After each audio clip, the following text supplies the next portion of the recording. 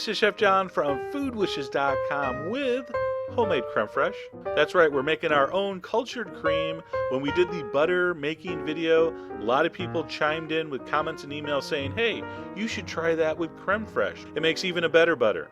So I don't know if I'm going to turn this into butter, but I do love fresh sour cream, which is basically what creme fraiche is. And here is how you make it. So we're going to start with a sterilized jar. That means it was cleaned thoroughly and then dipped in boiling water for a few minutes. I'm going to pour in heavy whipping cream. To our cream, we're going to add 3 tablespoons of cultured buttermilk. It has to be real buttermilk with a live culture in it for this to work. Now, by the way, many of these creme fraiche recipes call for heating the cream first to sort of give it a head start, because the warmer this mixture is, the faster that culture grows. Kind of wanted to experiment with just using the cream as is. So if you're wondering why I didn't heat it, we're going to try it without. And you know what? I think it's going to work. Now I'm going to cover this. I want something that's going to keep any dirt, dust out of it, but I also want it to breathe. So I'm using a coffee filter with a rubber band attached to the top, and that's going to do nicely. We're going to leave that out in a warm spot. All right, 70-something degrees is supposed to be perfect. All those numbers are on the internet, and I'll have it in the blog post. But basically, the warmer it is, the faster this reaction. I'm sure there's a point where it becomes too warm. I kept mine in my oven, sort of near the oven light, because my kitchen is freezing all the time. I live in San Francisco. It's always chilly. And here we go. 24 hours later, I had some beautiful looking cultured cream. All right, see how that thickened up? So cool. Now what we're going to do, all right, I'm going to clean off the top where I made a big mess.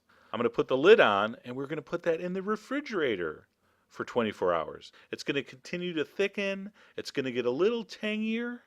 And hopefully, one day from now, we're going to have creme fraiche. So this is me a day later talking.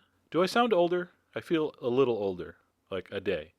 All right, so the creme fraiche was in the fridge for 24 hours. I stuck the spoon in, and I was so happy, because what came out of that jar was the most incredibly beautiful, thick, creamy, amazing creme fraiche. Think awesome sour cream times infinity. All right, look at that.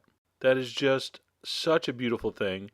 And the taste, it's almost insulting to say it tastes like sour cream. It has such a deep flavor. Yes, it's tangy, but it's not like that one note flavor you get with sour cream. There's a little bit of a nuttiness to it. Also, not only does it taste and feel better than supermarket sour cream, you can cook with this light cream. It'll boil, it'll simmer, and it won't separate, curdle, and break like sour cream will.